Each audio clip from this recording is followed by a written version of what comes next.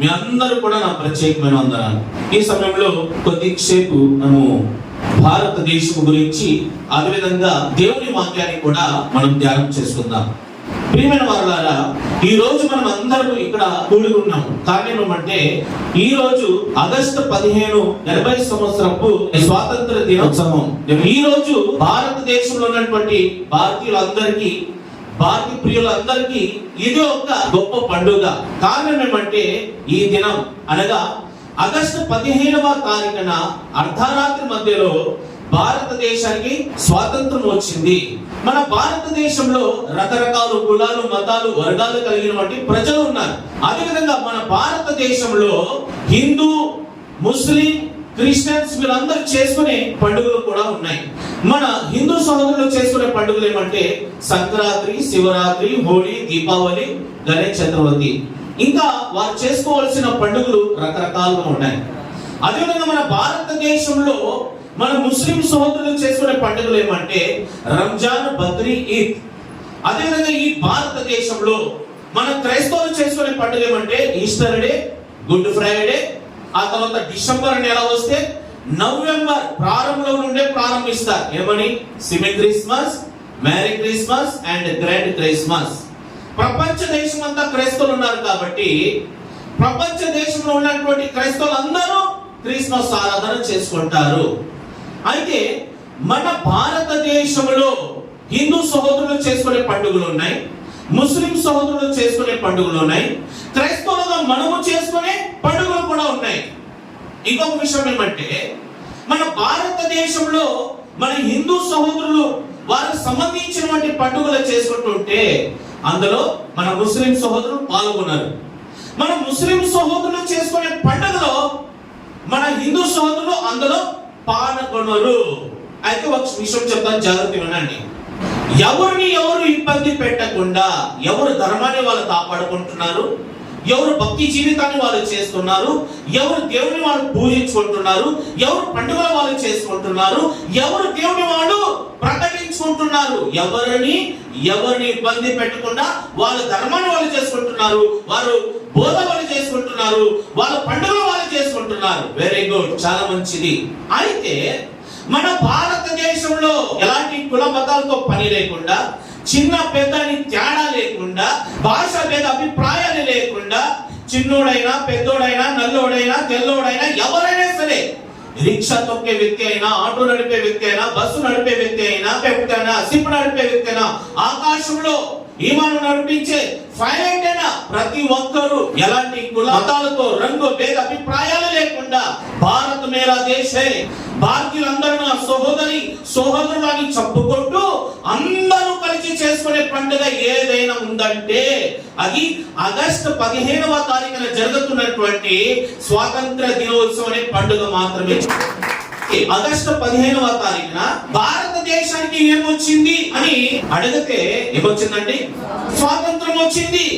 ఇప్పుడు ఒకవేళ నేను అడిగాను అనుకోండి, భారతదేశానికి నిజంగానే స్వాతంత్రం వచ్చిందా? అలా అడగను.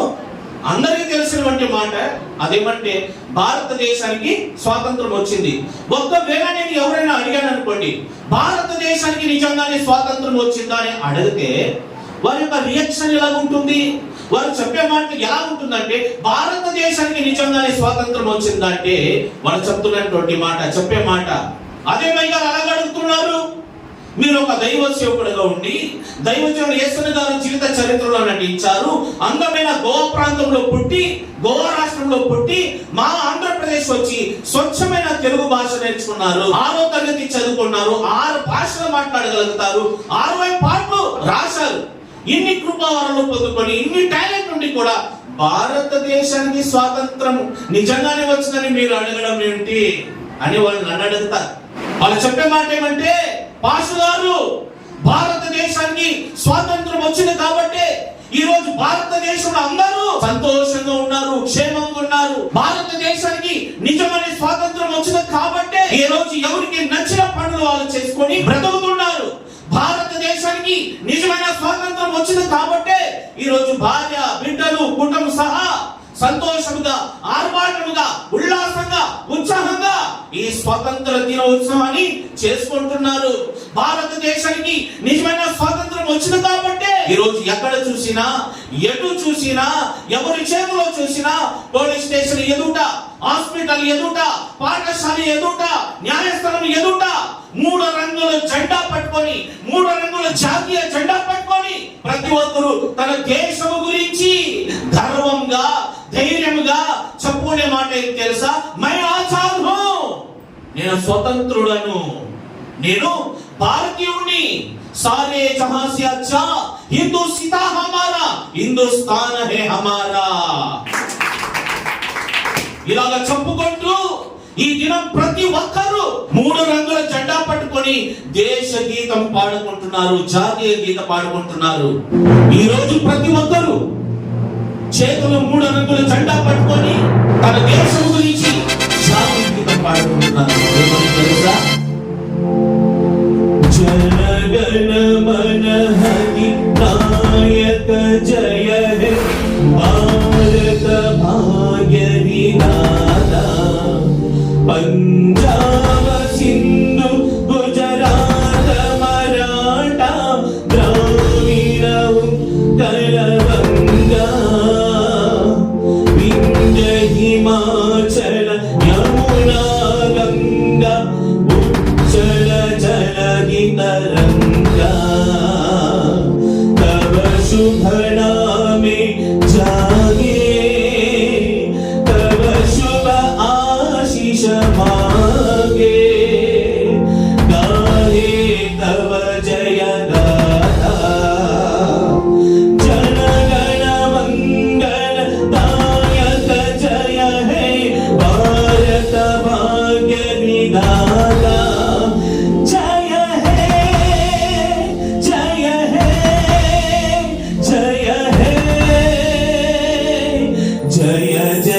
జయ జయ హే.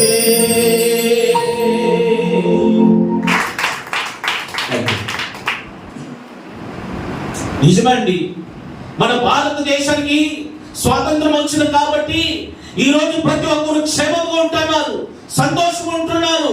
ఎక్కడ చూసినా, ఎవరు చూసినా చేతిలో జెండా పట్టుకొని స్వతంత్రంగా జీవిస్తున్నారు. అయ్యగారు, ఇన్ని జరుగుతున్నా, ఇన్ని జెండా పట్టుకొని జాతీయ గీతం పాడుతున్నా మీరంటున్నారు భారతదేశానికి నిజంగానే స్వాతంత్రం వచ్చిందా? క్రీస్తునందు నా ప్రియమైన సహోదరి సహోదరులారా, నా భారతదేశపు నా ప్రియమైన అందమైన సహోదరి సహోదరులారా, భారతదేశానికి నిజంగానే స్వాతంత్రం వచ్చిందా అని నేను మిమ్మల్ని అడగడానికి ప్రబలమైన కారణం ఏమంటే, ఈ రోజు భారతదేశంలో పుట్టి భారతదేశంలోనే పెరుగుతున్నటువంటి కొందరికి, అందరికీ కాదు, కొందరికి భారతదేశానికి ఎప్పుడు స్వాతంత్రం వచ్చిందో తెలియదు. భారతదేశం కొరకు మన అధికారులు, మన నాయకులు ఎన్ని పోరాటాలు పోరాడారో తెలియదు, ఎన్ని యుద్ధాలు చేశారో తెలియదు, ఎంతమంది ప్రాణాలు పట్టుకున్నారో తెలియదు. భారతదేశానికి స్వాతంత్రం రావడానికి ఎవరు కారణాలు, ఇవన్నీ తెలియకుండానే బ్రతికే వాళ్ళు చాలా మంది ఉన్నారండి. ఇంతకీ భారతదేశానికి ఎప్పుడు స్వాతంత్రం వచ్చింది? 1947 ఆగస్టు 15వ తారీఖున అర్ధరాత్రి కాల సమయమందు భారతదేశానికి స్వాతంత్రం వచ్చింది. ఎవరి ద్వారా వచ్చింది? మనందరికీ కనబడుతున్నటువంటి, మన జేబులో ఉన్నటువంటి నోటు మీద కనబడుతున్నటువంటి మన జాతీయ పిత అయిన మహాత్మా గాంధీ గారి ద్వారా భారతదేశానికి స్వాతంత్రం వచ్చింది. స్వతంత్రం వచ్చింది, ఇదే మనకు తెలుసు. జాతీయ పిత అయిన మహాత్మా గాంధీ గారి ద్వారా భారతదేశానికి స్వతంత్రం వచ్చింది, స్వాతంత్రం వచ్చింది, ఈ మాత్రమే తెలుసు. అయితే గాంధీ గారి ద్వారా మాత్రమే కాదు, భారతదేశం కొరకు ఇంకా చాలా మంది నాయకులు పోరాడినారు. అందులో సుభాష్ చంద్రబోస్ కూడా ఉన్నారు, ఇంకా చాలా మంది ఉన్నారు. ఈ సుభాష్ చంద్రబోస్ కావచ్చు, లేకపోతే మహాత్మా గాంధీ గారు కావచ్చు, వారికి మన భారతదేశం మీద ఉన్నటువంటి భక్తి వల్ల, భారతదేశ ప్రజల మీద ఉన్నటువంటి ప్రేమ వల్ల వాళ్ళు ఒక తీర్మానం చేసుకున్నారు. ఏమని తెలుసా? బ్రతికితే నా దేశం కొరకు మేము బ్రతుకుతాము, బ్రతికితే మా దేశ ప్రజల కొరకు మేము బ్రతుకుతాము, మా ప్రాణాలు పోయినా పర్వాలేదు, మాకు సుఖం లేకపోయినా పర్వాలేదు, మాలో ప్రాణం ఉన్నంత వరకు దేశం కొరకు మేము పోరాడతాము. ఈ పోరాటంలో ఎంతో మంది నష్టపోయారు, ఎంతో మంది గాయపరచబడ్డారు, ఎంతో మంది భారతదేశం కొరకు, భారతీయ ప్రజల కొరకు తన ప్రాణాలు పోగొట్టుకున్నారు. కానీ శత్రువుని చూసి వెనకతుంట తిరగలేదు, వీరికి వాళ్ళగా పారిపోలేదు. భారతదేశం కొరకు మా ప్రాణమే అర్పిస్తామని ప్రాణ త్యాగాన్ని చేశారు. చప్పట్లు కొట్టండి ఒకసారి. నా ప్రియమైన సహోదరి సహోదరులారా, మన దేశ నాయకులు మన భారతదేశం కొరకు ప్రాణ త్యాగాలు చేశారు, ప్రాణాన్ని పోగొట్టుకున్నారు. మరి నువ్వేం చేస్తున్నావు? మనం ఏం చేయగలుగుతున్నాం భారతదేశం గురించి? ఒక తాగుబోతుని అడిగానండి. తాగుబోతులు అందరూ చెడ్డోలేం కాదులే కానీ, తాగిన కొంతమంది దేశం కొరకు న్యాయం చేసేవాళ్ళు, పోరాడేవాళ్ళు, దేశం కొరకు ప్రయాసపడే వాళ్ళు ఉంటున్నారు. వారిని ఉద్దేశించి చెప్పట్లేదు కానీ ఎవరో ఒకరు ఉంటారు. ఒక తాగుబోతుని ఎవడొస్తుని అడిగాను, తమ్ముడు మన భారతదేశం కొరకు మన నాయకులందరూ ప్రాణ త్యాగాలు చేశారు కదా, మరి నువ్వేం చేస్తున్నావు అని అడిగాను. వాడు చెప్పిన మాట ఏం తెలుసా? ఇది చూడండి, నన్ను చూడండి, టైం అక్కడ అయిపోతుంది, ఇంకా పావు గంట అయిపోయింది. చూడండి ఇక్కడ ఆ యవనస్తుని అడిగాను, భారతదేశం నువ్వేం చేస్తున్నావు అని అడిగితే వాడేం చేశాడు తెలుసా? ఒక చేతులేమో పవిత్రమైన 3 రంగుల జెండా పట్టుకొని, మరొక చేతిలో సారాయి బాటలు పట్టుకొని వాడేమంటున్నాడు తెలుసా? I'm Indian.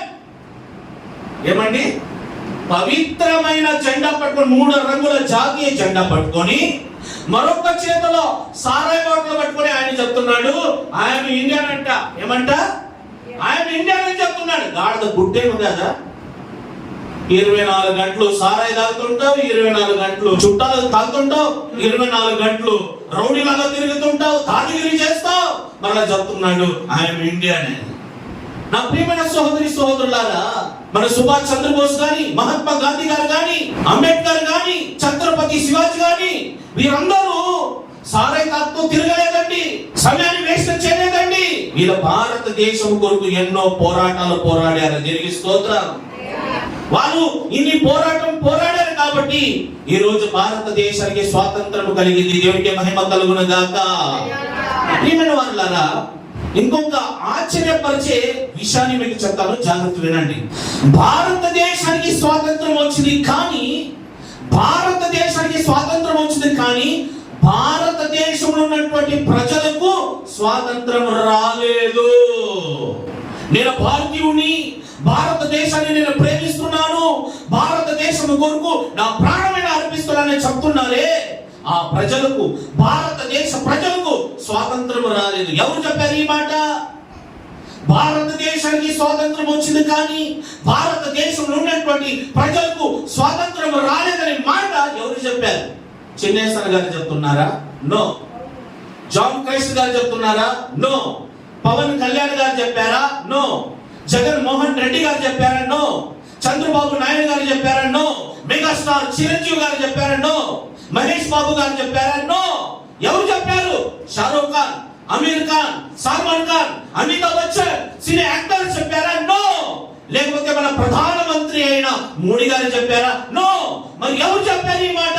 భారతదేశానికి స్వాతంత్రం వచ్చింది కానీ భారతదేశంలో నివసిస్తున్నటువంటి ప్రజలకు స్వాతంత్రం రాలేదనే మాట ఎవరు చెప్పారంటే, ఈ దేశానికి ఏ నాయకుని ద్వారా స్వాతంత్రం వచ్చిందో ఆ మహాత్మా గాంధీ గారే చెప్తున్నారు.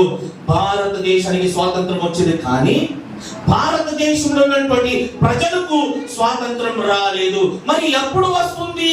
ఆ మాట కూడా చెప్పారు. మీకు డౌట్ ఉంటే మీరు యూట్యూబ్ లో చూడండి, లేకపోతే బాగా చదువుకున్నటువంటి దైవ సేవకులు, చదువుకున్న వాటితో మీరు అడిగి తెలుసుకోండి. ఈ విషయాలన్నీ మీకు బయట వస్తాయి. ఏం చెప్పారు గాంధీ గారు? మరి భారతీయ ప్రజలకి ఎప్పుడు స్వాతంత్రం వస్తుందంటే, వినండి, గాంధీ గారు చెప్తున్నటువంటి మాట, ఏ రోజైతే ఒక స్త్రీ అర్ధరాత్రి వేళ నడి వీధిలో ఒంటరిగా తిరుగుతుందో ఆ రోజే భారతదేశానికి స్వాతంత్రం వచ్చేటట్లు అని చెప్తున్నాడు. అంటే దీనికి అర్థం ఏంటి?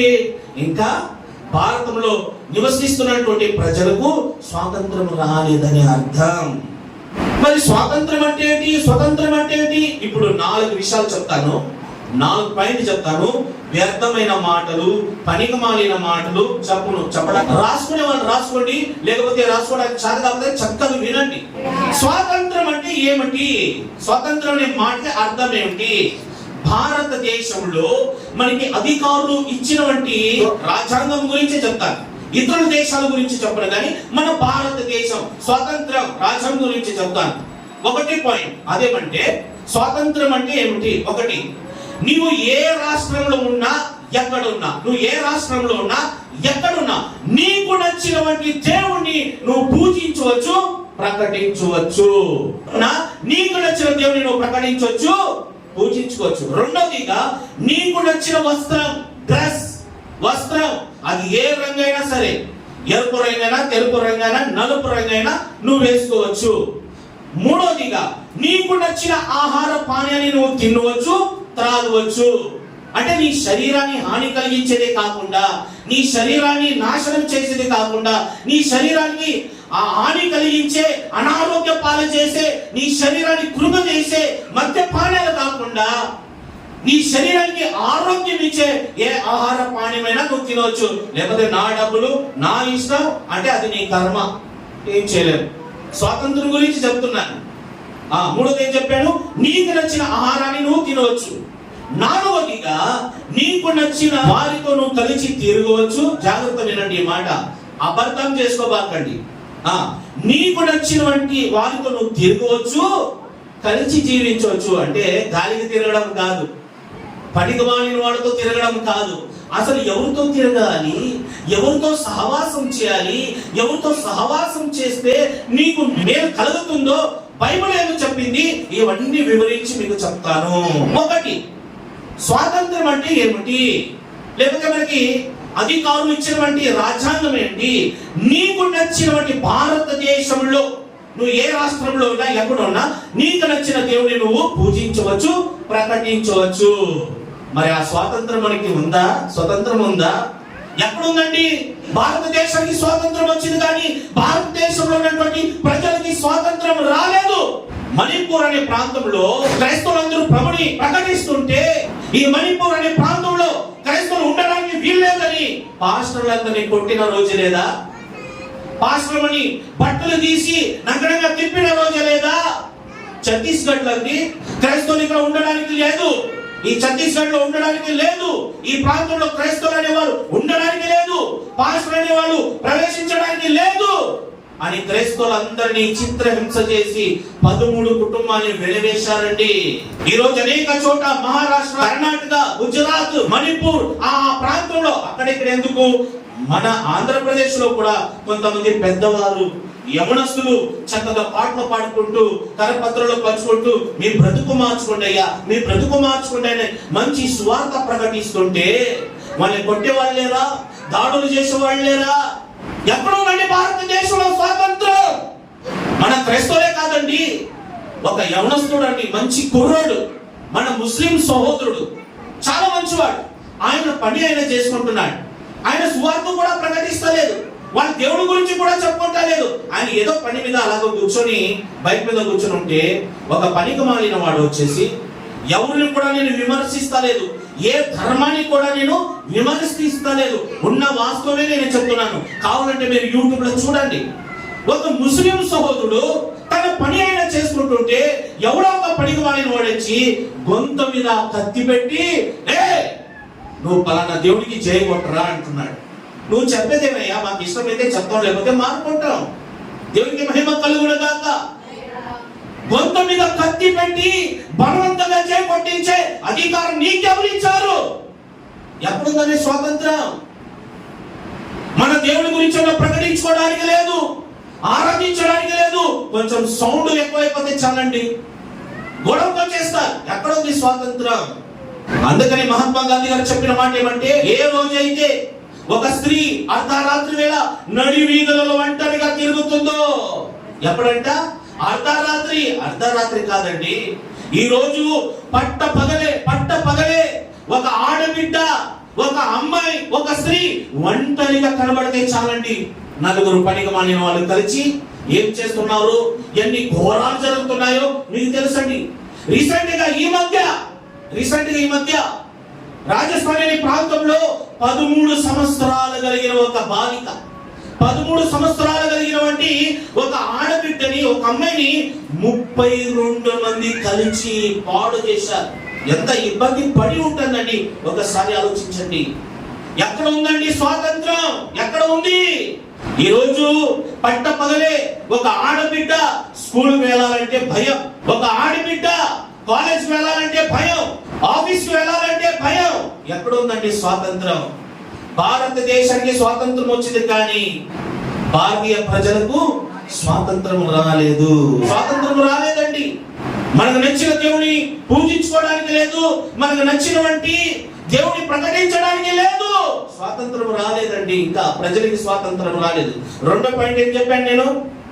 నీకు నచ్చిన వస్త్రాన్ని నువ్వు ధరించుకోవచ్చు. అది ఏ రంగైనా, నలుపు రంగైనా, తెలుపు రంగైనా, ఏ రంగైనా నువ్వు వేసుకోవచ్చు. ఈ మధ్య పాస్టర్లు కూడా అండి, కొంతమంది, అందరి గురించి కాదు, దయచేసి నన్ను క్షమించండి, దైవ సేవకులు అంటే నాకు చాలా గౌరవం. ఎందుకంటే దైవ సేవకుల దగ్గర పుట్టి పెరిగాను, ఈ స్థానానికి వచ్చాను. దేవునికి మహిమ కలుగును గాక. కానీ కొంతమంది ఎవరో ఒకరు వాళ్ళ గురించి చెప్తారు. సంఘంలో కానీ వాళ్ళ పక్కన ప్రజల్ని కానీ కొంతమంది మరీ ఇబ్బంది పెడుతుంటారు. అదేమంటే, నువ్వు నల్ల చొక్కా వేసుకోకూడదు, నువ్వు అలాంటి డ్రెస్ వేసుకోకూడదు, నువ్వు కళ్ళజోడు వేసుకోకూడదు. ఎవరైనా విశ్వాసులు ఉంగరాలు వేసుకుని వచ్చారనుకోండి చర్చికి, బిల్డప్ కొడుతున్నారని వాక్యంలో ఎత్తి వాడిని విమర్శించడం. ఏమండి, విశ్వాసులు ఏం ఆలోచిస్తారు? మా పాస్టర్ గారు బాగుండాలని కానుకలు ఇస్తారు, దశంభాగం ఇస్తారు, మా సేవకుడు బాగుండాలని పరిచయం చేస్తారు. అలాంటి వారిని పట్టుకొని మనం ఎగతాళి చేయవచ్చా? ఈ రోజు ఎవరు సొమ్ముతో బ్రతుకుతున్నాం? విశ్వాసుల సొమ్ముతోనే కదా బ్రతికేది. మీ సొమ్ముతిని మిమ్మల్ని విమర్శించడానికి మాకు అధికారం ఉందా? లేదు కదా. కొంతమంది అంటారు, నువ్వు నల్ల చొక్కా వేసుకోకూడదు, అదంట అపవాదికి సాదృశ్యం అంట. ఏది? నల్ల చొక్కా. మరి నీ తల ఎంట్రుకలు నలుగుంది కదా, నీ కళ్ళు గుడ్డి నలుగుంది కదా, మరి అది తిప్పిపోయవచ్చు కదా. బల్లారాధన రోజు ద్రాక్ష రసం తాగుతావు, ఆ ద్రాక్ష కాయలు ఏ రంగులో ఉంటుంది? నల్లగానే ఉంటుంది. అది కూడా అపవిత్రమైనదేనా? మరి ద్రాక్ష రసం తాగకూడదు కదా. పగలు కలుగ చేసింది ఎవరు? దేవుడు. రాత్రిని కలుగ చేసింది ఎవరు? దేవుడు. రాత్రి అంటేనే చీకటి. మరి అది కూడా దేనికి సాదృశ్యం అంటే, నేను ప్రారంభంలోనే చెప్పాను, సీరియస్ గా చూడబాకండి. ఈ పాస్టర్ ఏంటి ఇలా మాట్లాడు, పరిపూర్ణంగా వినండి. ఆ తర్వాత అయ్యగారి శక్తి మంచి మాట అంటారు. దేవుని స్తోత్రం. ఆ మధ్య ఒక పాస్టర్ గారు అంటున్నారు, చిన్నేసన్నా నువ్వు రంగు డ్రెస్ వేసుకోకూడదు అన్నాడు. ఎందుకని అన్నా? ఏసన్ గారు సినిమాలో యాక్టింగ్ చేసావు కదా అన్నాడు. దైవజనుడు ఏసన్ గారు నన్ను ఏ రోజు కూడా నువ్వు రంగు డ్రెస్ వేసుకోకూడదు అని చెప్పలేదండి. ఆయన చెప్పే మాట ఏమంటే, వస్త్రాన్ని బట్టి కాదు మన భక్తి, మన ప్రవర్తన ద్వారా దేవుడికి మహిమ కలగాలి. మరి చెప్పిన వాడు ఆయన అలాగా పాటిస్తున్నాడంటే నో. ఆ పాస్టర్ గారు ఏమంటున్నారంటే, నువ్వు రంగు డ్రెస్ వేసుకోకూడదు అని చెప్పాడు. కానీ వారు కొడుకేమో మహేష్ బాబు లాగా లోపల ఒక టీ షర్ట్ అంట, బయటేమో షూట్ బూట్ అంట. అంటే ఎదుటి వ్యక్తికి మనం చెప్పక ముందు మనం పాటించాలి. తెనాలి ప్రాంతంలో ఒక పాస్టర్ గారు ఉన్నారు, కంచరపాలెం అనే ప్రాంతంలో, పేరు చెప్పడం లేదు. ఆయన వాక్యానికి సమయం ఇస్తే బడాయి ఎక్కువ, ప్రసంగం తక్కువ. పక్కన ఎవరైనా పాస్టర్ గారు కూర్చున్నాడు అనుకోండి, వాడిని నిలబెట్టి ఏమంటాడు తెలుసా? పైనేమో దేవుడు కనబడుతున్నాడు, కిందేమో సైతాన్ గారు కనబడుతున్నాడు అంటాడు. అదొక యూనిఫామ్. తప్పేముందండి? సేవకుని విమర్శించవచ్చా? ఆయన కలుజోడు అలాంటిది వేసుకున్నాడు, ఈయనేమో ఇలాగున్నాడు. సేవకు అందరినీ విమర్శిస్తుంటారు కొంతమంది. ఏమండి, ఒక విషయం చెప్తాను, జాగ్రత్త వినండి. నల్ల డ్రెస్ వేసుకున్నంత మాత్రము నువ్వు అపింతరాలు కావు, తెల్ల డ్రెస్ వేసుకున్నంత మాత్రం నువ్వు భక్తి పరురాలు కావు. భక్తి అనేది ఎక్కడ ఉండాలి? మన క్యారెక్టర్ లో ఉండాలి, మన ప్రవర్తనలో ఉండాలి. Praise the Lord. ఒకవేళ నీకు చెప్పాలి అనుకుంటే, మీ సంఘంలో ఆత్మీయ పిల్లలు ఉంటారు. కొంతమంది మరీ లోకానుసారంగా వాళ్ళంతా కనబడేటట్లు వేసుకుంటుంటారు. వాళ్ళని దగ్గర పిలిచి, అమ్మా మనం దేవుని బిడ్డలం, లోకస్తులాగా ఉండకూడదు, నలుగురు మమ్మల్ని గమనిస్తుంటారు, మనం క్రైస్తవులుగా కనబడాలి, మంచివారిగా కనబడాలి. మనం కనబడడమే కాదు, మన ప్రవర్తన కూడా సరిగా ఉండాలమ్మా, అనేకులకి మనం మాదిరిగా ఉండాలి. కాబట్టి ఈ వస్త్రం కొంచెం ఇబ్బందికరంగా ఉంది, మరి యవనస్తులు ఉంటారు, చూస్తే బాగుండదమ్మా, కొంచెం డ్రెస్ మెయింటింగ్ మార్చుకో, కొంచెం ఫుల్ డ్రెస్ వేసుకొని ఇలాగా చెప్పడం తప్పు కాదు. ఏమంటే నేను మంచి మాటలే చెప్తున్నానా? అంతేగాని నలుగురు మధ్యలో నిలబెట్టి వీడు పాస్టర్ అంట, జీన్స్ ప్యాంట్ వేసుకున్నాడు, కళ్ళజోడు వేసుకున్నాడు అని రకరకాలుగా విమర్శిస్తుంటారండి. అలాంటి డిమాండ్ చేయకూడదు. దేవునికి మహిమ కలుగును గాక. స్వాతంత్రం అంటే ఏమిటి? మనకు వచ్చిన వస్త్రాలు మనం ధరించుకోవచ్చు. సరే, రంగు డ్రెస్ పక్కన పెడదాం, తెల్ల డ్రెస్ గురించి మాట్లాడదాం. ఆ మధ్య ఒక చోట ఇలాగే వాకింగ్ చెప్పడానికి వెళ్ళాను. ఏ డ్రెస్ వేసుకున్నాను? ఇప్పుడు వేసుకున్నానే ఇలాంటి డ్రెస్ వేసుకున్నాను. ఈ డ్రెస్ లో ఏమైనా తప్ప ఏమైనా కనబడుతుందండి? అపవిత్రత ఏమైనా కనబడుతుందా? మంచి డ్రెస్సే కదా. ఒక పాస్టర్ గారు నాతో చెప్పిన మాట ఏం తెలుసా? ఏంటి అసలు తెల్లగా మెరిసిపోతున్నావు, హోసన మినిస్టర్ నుండి బయటకు వచ్చి హోసన వాళ్ళ బిల్డప్ కొడుతున్నా అంటున్నాడు. ఏంటంటే వైట్ డ్రెస్ వేసుకుంటే, అంటే వైట్ డ్రెస్ వేసుకున్నా కూడా అపాసకరంగా మాట్లాడుతున్నారు. ఇంకేం చేయాలి నేను? ఇదే నాకేమో హోసన వాళ్ళు మొదలు పెట్టారా? హోసనలో ఉన్నప్పుడే సరిగా పట్టించుకోలేదు, ఇంకా వాళ్ళు ఏమైనా చూసుకుంటారా? ఏదో దేవుని కృప వల్ల ఇలాంటి తమిళలో పిలిస్తే, ఇలాంటి దైవ సేవకుల దగ్గర వెళ్ళినప్పుడు వారు నాకు అయ్యగారు మంచి డ్రెస్ కుట్టించుకోనని ఒక క్లాత్ ఇస్తే అవి కుట్టించుకుంటున్నాను. ఈ రోజు నేను షాప్ వెళ్ళి నాకు నచ్చిన రంగులు తీసుకొని కుట్టించుకున్నట్టు నాకు తెలియదండి. ఇది ఏ క్లాత్ కూడా నాకు తెలియదు, నిజంగా చెప్తున్నాను. దేవుని స్తోత్రం. సరే, నా విషయం పక్కన పెట్టండి. తెనాలిలో ఒక ప్రాంతంలో ఆన్లైన్ ప్రేయర్కి వెళ్ళాను. మన యవనస్తుల పిల్లలందరూ అక్కడ కూర్చొని పాట కార్యక్రమం అంతా అయిపోయింది. నేను ఒక్కడే ఉన్నాను, అక్కడ ఊళ్ళో కూర్చున్నాను, అందరినీ గమనిస్తున్నాను. ఈ కొంచెం నల్ల గ్లాస్ కదా, ఏంటి సినిమాక్టర్ లాగా అనుకోబాకండి. నా బలహీనత, నా బాధ నాకు ఉంటుంది. దేవుడికి మహిమ కలుగును గాక. సరే, ఆడపిల్లలందరూ రంగు డ్రెస్ వేసుకున్నారు. ఒక అమ్మాయి మాత్రం తెల్ల డ్రెస్ వేసుకొని, ఫుల్గా తెల్ల డ్రెస్ వేసుకొని, గాజులు గీచలు వేసుకోలేదు.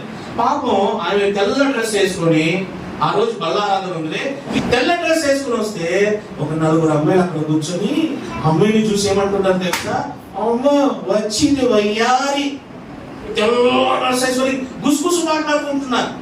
ఆ మాటలు నాకు వినబడుతుంది. అంటే మన భారతదేశంలో మనం ఎలాంటి వస్త్రాలు ధరించుకున్నా ఏమండి చూసుకునే హాస్యపడే వాళ్ళు కూడా ఉన్నారండి, హసించుకునే వాళ్ళు కూడా ఉన్నారు, కుళ్ళపడి సచ్చే వాళ్ళు ఉన్నారు. ఎక్కడుందండి స్వాతంత్రం? ఏమండి ముగించంటారా? అర్థమవుతుందా? मेरा भाषा आप लोगों को समझ में आ रहा है? నాకు తెలుగు రాదండి, మొత్తం హిందీలో రాసుకుని చెప్పాలి నేను. దేవునికి మహిమ కలుగును గాక. రెండు చెప్పాను. మూడోదిగా స్వాతంత్రం అంటే ఏంటి? నీకు నచ్చిన ఆహార పానీయాన్ని నువ్వు తినవచ్చు. కొంతమందికి చికెన్ కర్రీ అంటే ఇష్టం, కొంతమందికి మటన్ కర్రీ అంటే ఇష్టం, కొంతమందికి చేపల పులుసు అంటే ఇష్టం. ఎవరి ఇష్టం వాళ్ళది. ఒక ఆమె ఒక విశ్వాసత అడిగింది, ఏంటి మీ ఇంట్లో ఈరోజు కూర అంటే పలానా మాంసం కూర అంటే ఏమంటుంది? చీ ఆ మాంసం తింటారా మీరు? అరే ఆయన తింటే ఆయన కడుపు తింటుంది కానీ నీ కడుపు ఏమి నిండదు కదా. అర్థమవుతుందా నా భాష? ఎవరు తింటారు వాళ్ళ కడుపు నిండుతుంది కదా. చీ అంటే ఏంటి? ప్రతిదానికి. కొంతమంది చూడండి ఎప్పుడు చీ చీ చీ చీ చీ అంటుంటారు. ఏదో పెద్ద పరిశుద్ధులాగా, పెద్ద భక్తుల్లాగా. ఇంట్లో చూడాలి పల్లెలు తోముతూనే ఉంటారు. నలుగురు మధ్యలో ఏం తినలేవాడుగా సట్టు ఉడుచుకొని తింటుంటారు. మన ఎదుటి వ్యక్తిని చూసినప్పుడు చీ మీరు అది తింటారా ఇది తింటారా? నీ బ్రతుకు భూతత్వంలో పెట్టి చూస్తే కింద నుండి పైదాకా అంతా నీ బ్రతుకంతా చీయబడుతుంది. కాబట్టి నీకు ఇష్టం లేకపోతే తినబాకండి, కానీ తినేవాడిని విమర్శించకూడదు. దేవునికి స్తోత్రం. ఆ మధ్య బెంగళూరులో ఒక కుటుంబం అద్దెకి వచ్చారండి.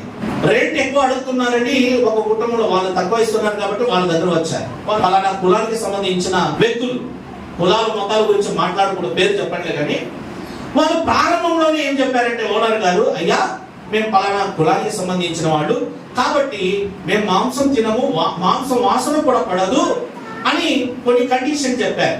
వీళ్ళకేమో మాంసం కూర లేకపోతే ముద్ద దిగదు.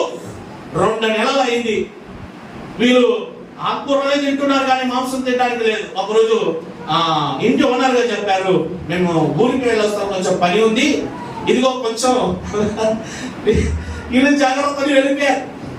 దొరికింది అవసరం అని ఓనర్ గారు లేరు కదా, ఇంకా మా ఇష్టం అని పాపం వాళ్ళు ఏం చేశారంటే 2 నెలలు అయింది కదా, 1 కేజీ మాంసం తీసుకుని వచ్చి చిన్ని రూపాయలు కొట్టి చక్కగా గుమగుమలాడుతూ కూర చేసుకుని ఇంకా తిందామని పళ్ళెంలో ప్లేట్లో పెట్టుకుని అలాగ తింటుంటుంటే ఆ ఇంటి యజమానికి ఏదో మర్చిపోయాడంట.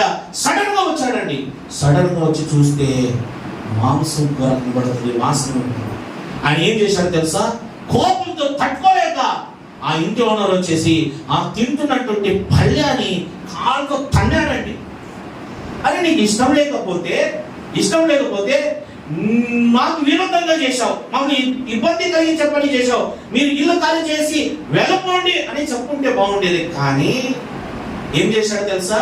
వాళ్ళు తింటుంటే ప్లేట్ ని కాళ్ళతో తన్నాడండి. ఈరోజు ఎవరికి నచ్చిన ఆహారం తినడానికి కూడా వీల్లేదు.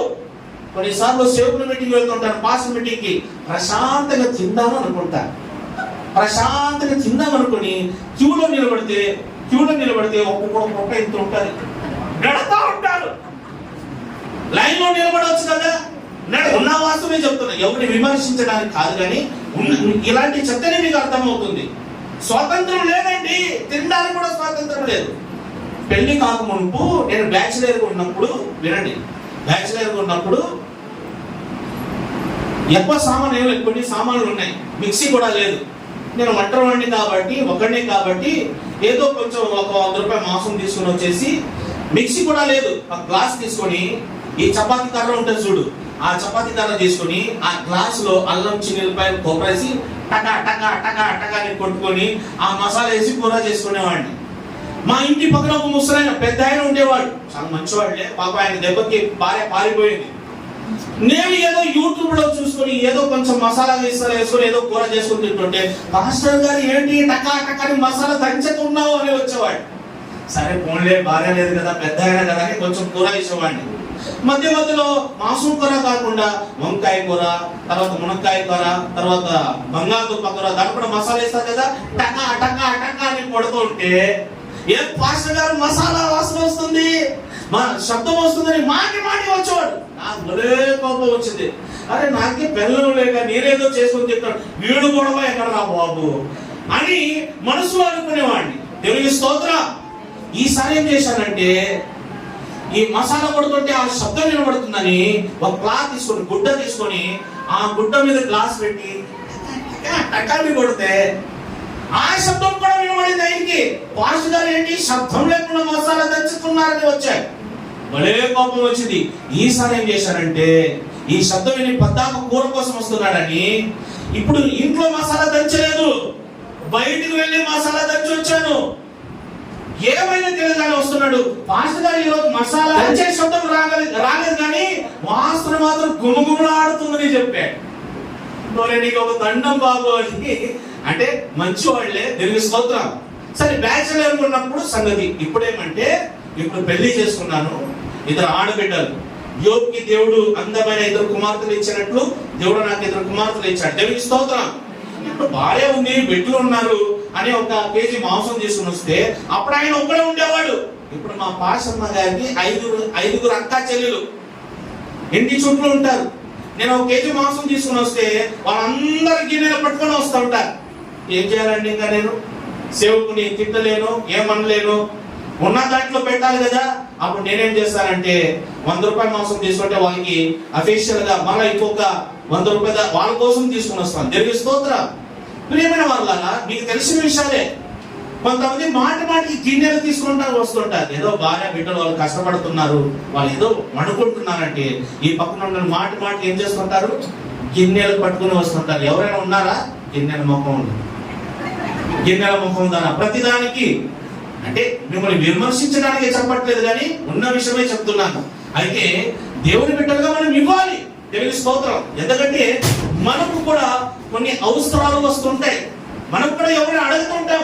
అలాగని మాటికి ఎవరు ఇబ్బంది పెట్టకూడదు, మాటికి మీ పొరుగు వారి ఇంటికి పోకూడదు. ఈ విషయాలన్నీ ఎందుకు చెప్పారంటే, ఈ రోజు ఏది తినాలనుకున్నా కూడా భయం, వాళ్ళు ఏమైనా అనుకుంటారేమని దాక్కుని తినేవాళ్ళు ఉంటారంటే, మనకి నచ్చిన ఆహారాన్ని తినడానికి కూడా భారతదేశంలో స్వాతంత్రం లేదు.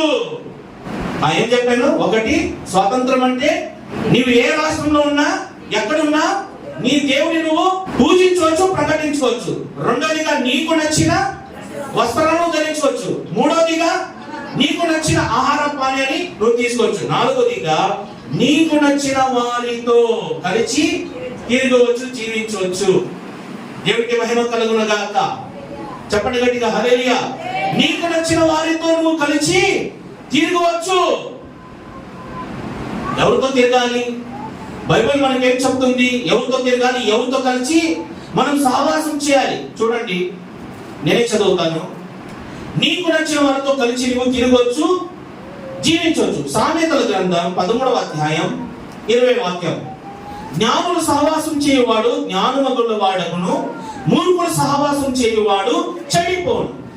ఇప్పుడు జ్ఞానులతో సహవాసం చేస్తే నీకు కూడా జ్ఞానం వస్తుంది. నువ్వు జ్ఞానవంతుడైతే నువ్వు ఏం సంపాదించుకుంటావు?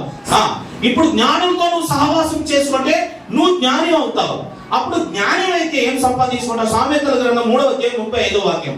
సామెతల గ్రంథం 3వ అధ్యాయం 35వ వాక్యంలో జ్ఞానులు ఘనతను స్వతంత్రించుకొందురు. 133వ కీర్తన 1వ వాక్యం. సహోదరుల ఐక్యత కలిగి నివసించుట ఎంతో మేలు, ఎంతో మనోహరము. హెబ్రీయులకు రాసిన పత్రిక 12వ అధ్యాయం 14వ వాక్యంలో అందరితో సమాధానమును పరిశుద్ధతయు కలిగి ఉండుటకు ప్రయత్నించండి. అంటే ఎవరితో సహవాసం చేయాలి? ఎవరితో కలిసి ఉండాలి? పరిశుద్ధులతో కలిసి ఉండాలి. దేవునికి మహిమ కలుగును గాక.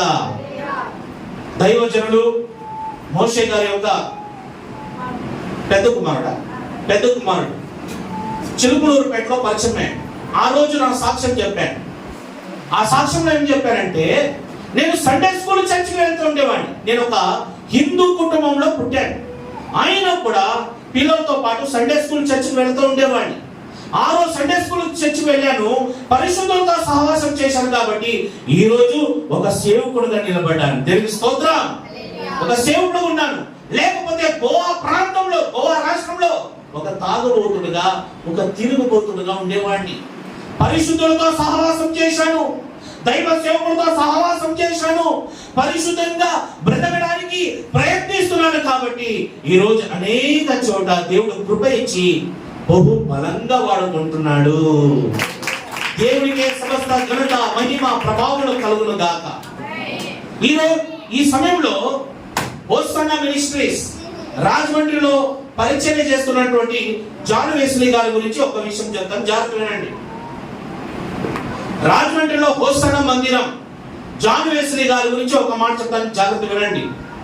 ఆయన చెప్పినటువంటి మాట ఏమంటే, జాన్ వెస్లీ గారు చెప్పిన మాట ఏమంటే, యేసన్న గారు మాకు ఏ మర్మాలు నేర్పించలేదు. యేసన్న గారికి పెద్ద పెద్ద మర్మాలు తెలియదు, ఆయన వాక్యమే చెప్పాడు. ఈ మాటకి నేను కూడా ఏకీభవిస్తున్నాను. ఈ రోజు నిజమైన మాటలు చెప్తే ఎవరు కూడా నమ్మరండి. ఉన్న విషయం చెప్తున్నాను. రాజమండ్రి జాన్ వెస్లీ గారు చెప్పిన మాట ఏమంటే, యేసన్న గారికి పెద్ద పెద్ద మర్మాలు ఏమీ తెలియదు, మర్మాలు ఏమీ బోధించలేదు. నిజమే. అయితే ఒక విషయం చెప్తున్నాను, యేసన్న గారు మనకు పెద్ద పెద్ద మర్మాలు ఏం బోధించలేదు, కానీ యేసయ్య కొరకు పరిశుద్ధులుగా బ్రతకడం నేర్పించాడు. యేసన్న గారు పెద్ద పెద్ద మర్మాలు నేర్పించలేదు, కానీ యేసన్న గారు మాకు దేవుని కొరకు పరిశుద్ధంగా బ్రతకడం నేర్పించాడు. దేవుడిలో విశ్వాసం కలిగి బ్రతకడం నేర్పించాడు. ఎదుటి వ్యక్తిని ఎలా ప్రేమించాలి, ఎదుటి వ్యక్తిని ఎలా క్షమించాలి, ఎవరికి ఎలా మేలు చేయాలి, దేవుని సన్నిధిలో మోకరించి ఉపవసించి దేవుని మీద ఎలాగ ఆధారపడాలో దేవుని సన్నిధిలో మోకరించి ప్రార్థన చేయడం నేర్పించాడు. అంటే భక్తి జీవితంలో మనకి నేర్పించాడు. దేవుని స్తోత్రం.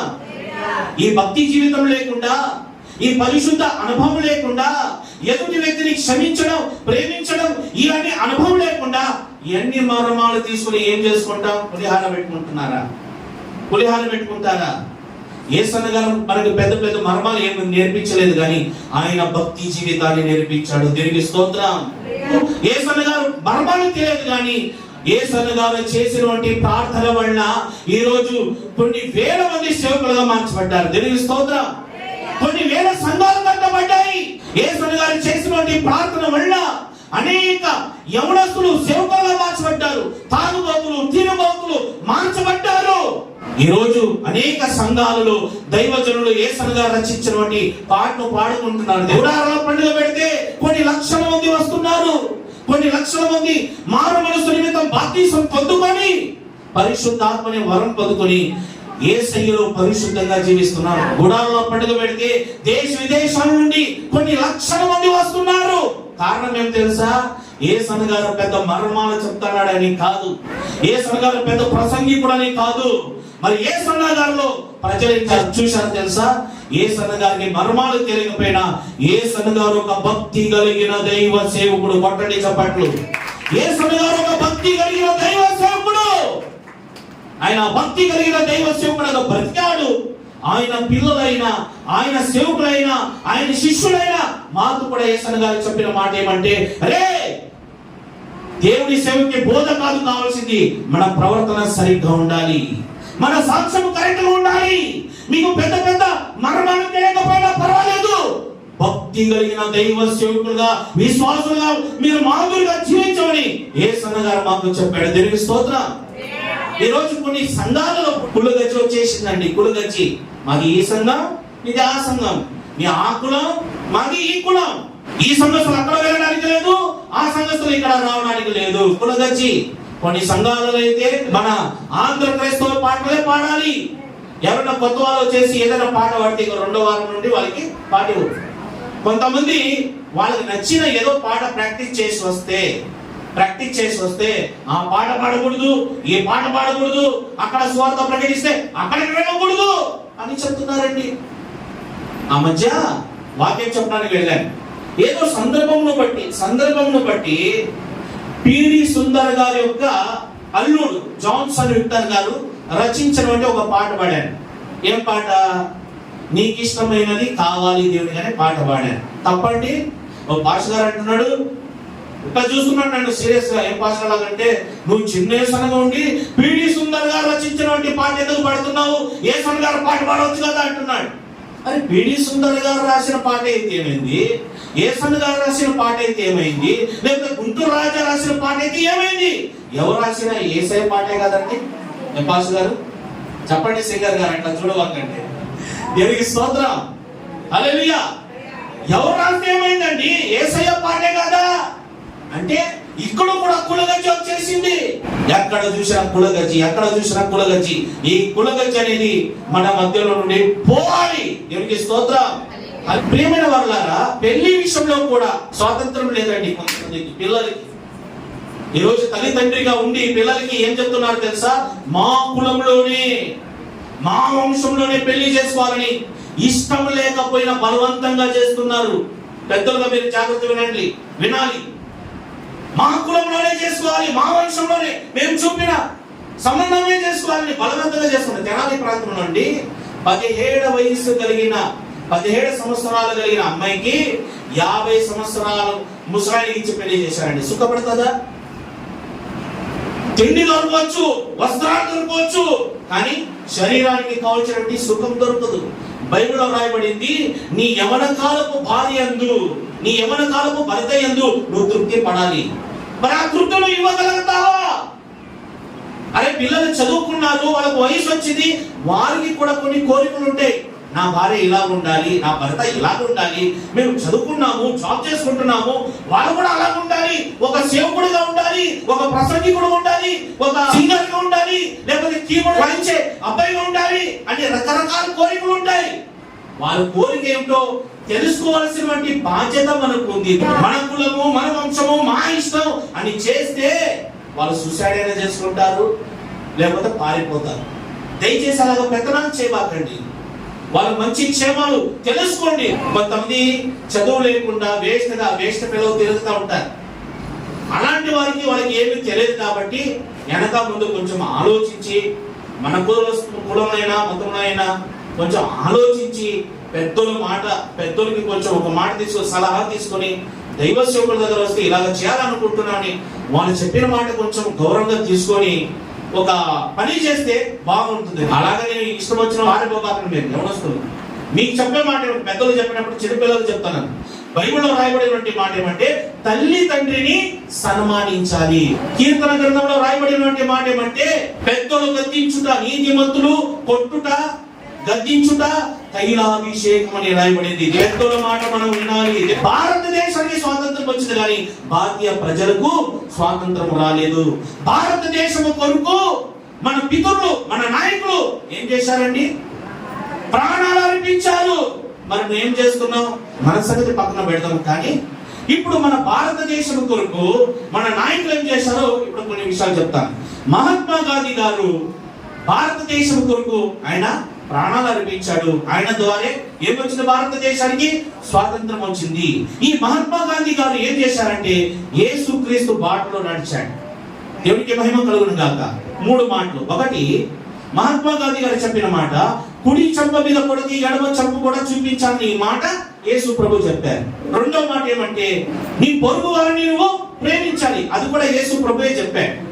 ఇంకొక మీకు తెలియలేని విషయాలు, ఎప్పుడు ఎక్కడ వినలేని ఒక విషయం చెప్తాను. నేను ఆలోచించింది, ఈ మహాత్మా గాంధీ గారికి నడుము దగ్గర ఒక గడియారం ఉంటుంది. దేవుని స్తోత్రం. దానికి అర్థం ఏమంటే మహాత్మా గాంధీ గారు సమయం విలువ తెలిసిన వాడు. ఎఫెసీయులకు రాసిన పత్రిక 5వ అధ్యాయం 15వ వాక్యంలో దినములు చెడ్డవి కనుక మీరు సమయంలో పోయాక సత్యము చేసుకొనొచ్చు, అజ్ఞానులే కాక జ్ఞానుల వలె నడుచుకొనుటూ జాగ్రత్తగా చూచుకొనుడి అని రాయబడింది. Praise the Lord. అంటే సమయం యొక్క విలువ తెలిసిన వాడు బుద్ధి కలిగిన వాడు, సమయం యొక్క విలువ తెలియలేని వాడు మూర్ఖుడు. ఇప్పుడున్నటువంటి సమయం మరలా రాదు. ఇప్పుడున్నటువంటి బలము నీకు 70 వయసులో, 80 వయసులో, 90 వయసులో రావు. కాబట్టి నువ్వు యవ్వనము ఉన్నప్పుడే భారతదేశం కొరకు పోరాడాలి. మన యేసుక్రీస్తు గురించి ప్రకటించాలి. ఏమంటే సమయాన్ని పాటిస్తున్నారా? 9 గంటలు అంటే 10 గంటలకు వస్తారు. అందుకని కొంతమందికి సేవకులు ఏం చెప్తారంటే 9 గంటలకు ప్రారంభించాలి, 8 గంటలుగా పెట్టాలి. విశ్వాసం 8 గంటలు అంటే 9 గంటలకు వస్తారు, 9 గంటలు అంటే 10 గంటలకు వస్తారు, 10 గంటలు అంటే 12 గంటలకు వస్తారు. కొంతమంది మహానుభావులు ఉంటారు, తండ్రి కుమార పరిశుద్ధాత్మలో మీకు దీవెన కలుగును కాకంటే దీవెన కొరకు వస్తారు. సరే, మహాత్మా గాంధీ గారు యేసుక్రీస్తు బాటలో నడిచారు. రెండోదిగా స్వామి వివేకానంద గారు, ఆయన గురించి చెప్తారు. స్వామి వివేకానంద గారు ఎవరంటే ఆయన గురించి రాయబడినటువంటి మాట, ఆయన సన్యాసి, ఆ జన్మ బ్రహ్మచారి, వివాహం చేసుకోకుండా ఉన్నాడు.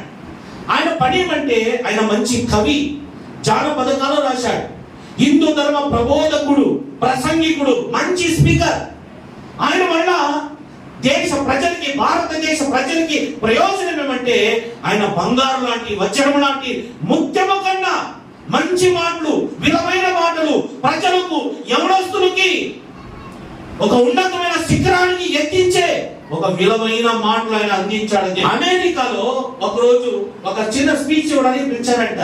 ఎవరిని? స్వామి వివేకానంద గారిని.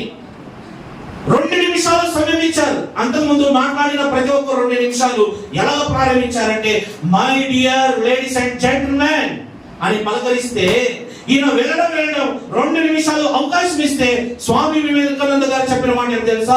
My dear sisters and brothers of America, నా ప్రియమైన సహోదరి సహోదరులారా అని ప్రారంభించాడంట. ఎవరు? స్వామి వివేకానంద గారు. ఆయన మాట వినిన వెంటనే అందరూ చప్పట్లు కొట్టారండి. ఆయన ఎంత మంచి వాడంటే స్వామి వివేకానంద గారు, ఆయన మాటలు చూసి ఆకర్షింపబడి ఒక స్త్రీ వచ్చి, ఒక అందమైన అమ్మాయి వచ్చేసి స్వామి వివేకానంద గారితో చెప్పిన మాట, స్వామి గారు నేను మిమ్మల్ని వివాహం చేసుకోవాలనుకుంటున్నానంటే స్వామి వివేకానంద గారు ఒక్కసారి చిరునవ్వుతూ నవ్వాడంట. అందమైన నవ్వు, ద బ్యూటిఫుల్ స్మైల్ అంటే పిచ్చోలాగా నవ్వుకుంటా ఒక్కసారి అట్లా నవ్వి, ఏంటమ్మా అని అడిగితే, నేను మిమ్మల్ని వివాహం చేసుకోవాలనుకుంటాను. ఎందుకు? మిమ్మల్ని వివాహం చేసుకుని మీలాంటి ఒక కొడుకు కనాలనుకుంటున్నంటే స్వామి వివేకానంద గారు చెప్పారు, no no no no chance.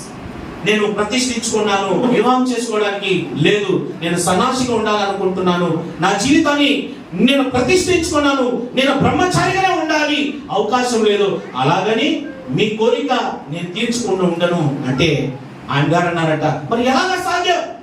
మిమ్మల్ని పెళ్లి చేసుకోకుండా పిల్లలు ఎలాగా అంటాడంటే, స్వామి వివేకానంద గారు చాలా జ్ఞానంగా మాట్లాడిన మాట ఏం తెలుసా? అమ్మా, ఈ క్షణంలోనే మీరు నన్ను మీ సొంత కొడుకుగా భావించండి, మీ సొంత కొడుకుగా భావించండి, నేను మీకు కుమారుని అవుతాను, మీరు నాకు తల్లిగా మారుతారు.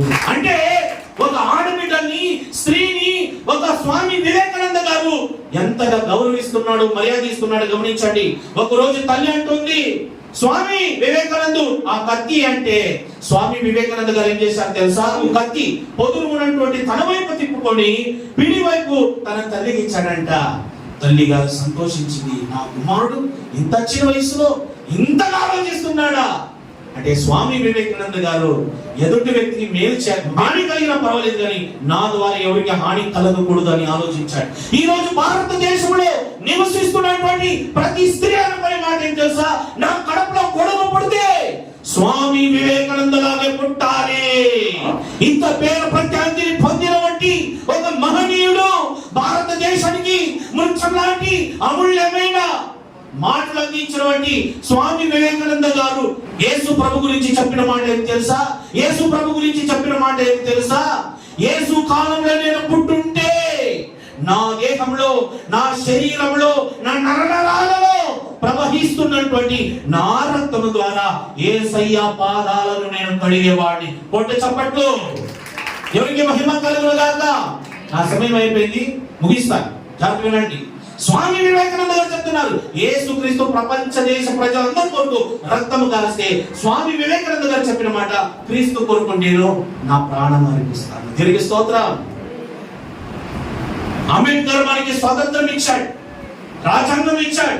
ఆయన పేద కుటుంబంలో పుట్టి చినిగిపోయిన వస్త్రాలు ధరించుకొని ఉన్నతమైన చదువు చదువుకొని, భారతదేశంలో ఎవరు కూడా దళితులు ఉండకూడదు, కులిపించి ఉండకూడదు, హిందూ ముస్లిం క్రిస్టియన్ సబ్లో భాయ్ అందరూ సహోదరులుగా ఉండాలని ఆయన అందరి ఏకత్వాన్ని కలుగజేశారు. చివరిగా నేను చెప్పే మాట ఏమంటే, నా ప్రియమైన సహోదరి సహోదరులారా, నా భారతదేశపు అందమైన ప్రజలారా, మన పితరులందరూ భారతదేశపు కొరకు పోరాడినప్పుడు, ప్రాణాలు పెట్టినప్పుడు క్రైస్తవులుగా మనం చేయాల్సిన పని ఏమిటి? ఇది తిమోతిలకు రాసిన మొదటి పత్రిక, మీకు అందరికీ తెలిసిన వాక్యమే, చెప్పు ముగిస్తాను.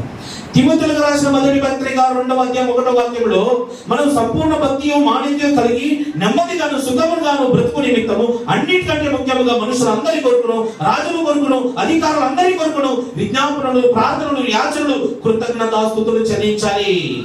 ప్రార్థన చేయాలి. ప్రార్థన చేస్తే సరిపోతుందా? ప్రార్థన వీరుల సమావేశాన్ని ఉంది. Okay, very good. ప్రార్థన చేయకపోవడమే పాపం. యేసుక్రీస్తు కూడా ప్రార్థన చేశారు. మన పితరులందరూ ప్రార్థన ద్వారానే, విశ్వాసం ద్వారానే జయించారు. ప్రార్థన అనేది ఇంపార్టెంట్. కానీ ప్రార్థన అనేది దేవునికి అప్పగించడం. వాడిని రక్షించు, తాగోతుని రక్షించు, లోకస్తుని రక్షించు మనం చెప్తున్నాం, దేవునికి ఆజ్ఞాపిస్తున్నాం. కానీ మనం చేయాల్సింది ఏమంటే, ప్రార్థన కంటే మనం చేయాల్సిన పని ఏమంటే సువార్త ప్రకటించాలి. Praise the Lord. ప్రార్థన చేసే పని ఒకటి ఉంటే, యేసు ప్రభు చెప్పాడు, సర్వలోకానికి వెళ్ళి మీరు శిష్యులుగా రెడీ చేయాలి, సువార్త ప్రకటించాలి. యేసు ప్రభు ప్రేమ గురించి, త్యాగం గురించి చెప్పాలి. యేసు ప్రభు గురించి ఒక మాట రాయబడింది గలతీయులకు రాసిన పత్రిక 5వ అధ్యాయం 1వ వాక్యంలో, ఈ స్వాతంత్రం అనుగ్రహించి క్రీస్తు మనలను స్వాతంత్రంగా చేసి ఉన్నాడు, కాబట్టి మీరు స్థిరముగా నిలిచి మరలా దాసమనే కాడి క్రింద చిక్కుకొనుడి. పాపమనే బంధకాల నుండి, చీకటనే బంధకాల నుండి ఆయన మమ్మల్ని విడిపించాడు, స్వాతంత్రం ఇచ్చాడు. ఇది ఆత్మ సంబంధమైన స్వాతంత్రం. మరలా అందులో మనం ప్రవేశించకూడదు. ఒక విషయం చెప్ప ముగిస్తాను, క్షమించాలి, టైం దాటుతుంది. ఆయన కూడా తప్పదు, దాటినే పర్వాలేదు, మంచి మాట కదా చెప్పేది. తిరిగి స్తోత్రం. ఆయన ముగిస్తాను. క్రమం అంటే క్రమమే. 1 నిమిషం 2 నిమిషాలు ముగిస్తాను. భారతదేశానికి స్వాతంత్రం వచ్చింది కానీ భారత ప్రజలకి స్వాతంత్రం రాదు కూడా. యేసుక్రీస్తు రాకడ వరకు భారతదేశ ప్రజలకు స్వాతంత్రం రాదు. అందుకని యేసు ప్రభు రాకడలో ఏ మాట వస్తుంది తెలుసా? అక్రమం చేయవాళ్ళారా మీరు ఎవరు నేను ఎరుగును, వెళ్ళిపోండి అని చెప్తాడు. అంటే యేసు ప్రభు రాకడ వరకు అక్రమాలు జరుగుతుంటాయి, పాపాలు జరుగుతుంటాయి, యుద్ధాలు జరుగుతుంటాయి, అన్యాయం జరుగుతుంటాయి. ఆయన కూడా మనం తట్టుకొని ఒక భారతీయులుగా, ఒక క్రైస్తవులుగా యేసుక్రీస్తు చెప్పినటువంటి బోధని, వాక్యాన్ని మన హృదయంలో పెట్టుకొని యేసుక్రీస్తు బాటలో మనం నడవాలి. ప్రజల కొరకు ప్రార్థన చేయాలి, పేదవారికి సహాయం చేయాలి. యేసుక్రీస్తు ప్రేమించినట్లు మనం ప్రేమించినప్పుడు యేసు రాకడలో మనం ఎత్తబడతాము. ఆ పరలోక రాజ్యంలో మనకి నిజమైన స్వాతంత్రం దొరుకుతుంది. అక్కడ మమ్మల్ని ఏడిపించేవాళ్ళు, బాధించేవాళ్ళు, కన్నీరు ఉండవు, ఆకలి ఉండదు, బాధ ఉండదు. కానీ స్వతంత్రులుగా యేసయ్యలో మనము ఆనందిస్తాము. దేవుడి మాటలు దీవించునుగాక, దేవుడి మాటలు దీవించునుగాక, దేవుడి మాటలు దీవించునుగాక. ఒక్కసారి నాతో కలిసి చెప్పండి, భారత నా దేశం, భారత నా దేశం ప్రభు యేసుక్రీస్తు కొరకే, ప్రభు యేసుక్రీస్తు కొరకే నా జీవితం. థ్యాంక్ యూ, ధన్యవాదాలు, శుక్రియా. చక్కనైన విలువైన సమయం నాకు ఇచ్చిన మరి మోషయ్య గారికి నా ప్రత్యేకమైన వందనాలు. అన్నిటికంటే ప్రాముఖ్యంగా నా ప్రియమైన తమ్ముడు స్టీవెన్ గారికి నా ప్రత్యేకమైన వందనాలు. ఎందుకంటే మార్చి నెలలో నాకు డేట్ తీసుకున్నాడు. అన్న మీరు తప్పకుండా రావాలి, మీ మాట బాగా నచ్చిందని. మరి నాకు ఏం నచ్చిందో తెలియదు కానీ దేవుడే మిమ్మల్ని ప్రేరేపించారు. చాలా చాలా థ్యాంక్ యూ, శుక్రియా.